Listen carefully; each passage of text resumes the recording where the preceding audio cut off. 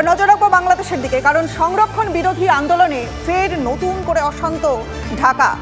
সরাসরি আমরা কথা বলবো, আমাদের বাংলাদেশের প্রতিনিধি রাজীব খান রয়েছেন আমাদের সঙ্গে।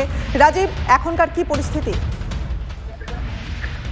এখনকার পরিস্থিতি আজকে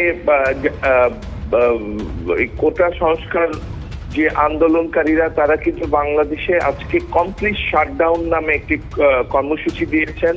তারা বলেছেন যে শুধু এই কর্মসূচির সময় অ্যাম্বুলেন্স, ফায়ার সার্ভিস এবং গণমাধ্যমের গাড়ি ছাড়া কোনো গাড়ি চলবে না এবং বিভিন্ন জায়গায় তারা ইতিমধ্যে অবস্থান নিয়েছেন। আর সবচেয়ে বড় বিষয়, আতঙ্কের বিষয় যেটি, মানে মোটামুটি বলা যায় পুরো বাংলাদেশে অগ্নিগর্ভার মতো অবস্থা রয়েছে। প্রথমে এটি ছাত্রদের আন্দোলন হলেও এবং ঢাকা কেন্দ্রিক আন্দোলন হলেও এই আন্দোলনটা এখন সারা দেশে ছড়িয়ে পড়েছে। সারা দেশের প্রতিটি শিক্ষা প্রতিষ্ঠানের ছাত্রছাত্রীরা রাস্তায় নেমে এসছেন এবং এর পাশাপাশি অন্যান্য বিরোধী দল যারা বিগত 15 বছরে কোনো আন্দোলনে সফলতা পায়নি তারাও কিন্তু এই আন্দোলনকে নৈতিক সমর্থন দিয়েছেন এবং তারা তাদের কর্মীদেরকে রাস্তায় নামতে বলেছেন। ফলে একটি ভয়াবহ অবস্থার মধ্যে রয়েছে। প্রশাসনের পক্ষ থেকে, সরকারের পক্ষ থেকে সমস্ত স্কুল কলেজ বন্ধ করে দেওয়া হয়েছে।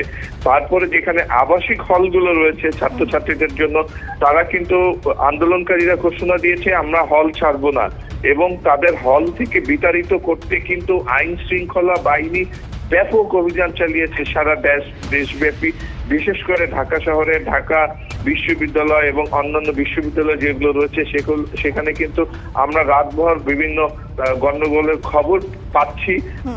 আরেকটি বড় বিষয় হলো ঢাকা শহরের যে সবচাইতে বড় প্রবেশদ্বার, যেটি দেশের দক্ষিণ, পূর্ব এবং উত্তর পূর্ব অঞ্চল থেকে রাজধানীতে প্রবেশ করে, ঢাকায় প্রবেশ করার যে পথ, যাত্রাবাড়ি, শনিরাকড়া, এইখানে কিন্তু কালকে এবং সারা রাত হাজার হাজার মানুষের সঙ্গে আইন শৃঙ্খলা বাহিনী গন্ডগোল হয়েছে।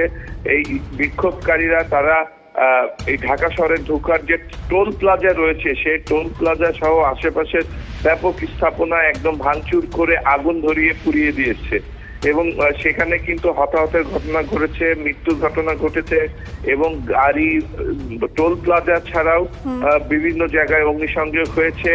রাজধানীর উত্তর অঞ্চলে সেখানে পোশাক শিল্প কারখানা রয়েছে, সেই পোশাক শিল্প কারখানায় আগুন দেওয়া হয়েছে এবং ঢাকা শহরের বিভিন্ন জায়গায় যানবাহনে আগুন দেওয়া হয়েছে, গাড়ি ভাঙচুর করা হয়েছে এবং থেকে থেকে গন্ডগোল বা ধাওয়া পাল্টা ধাওয়া চলছেই।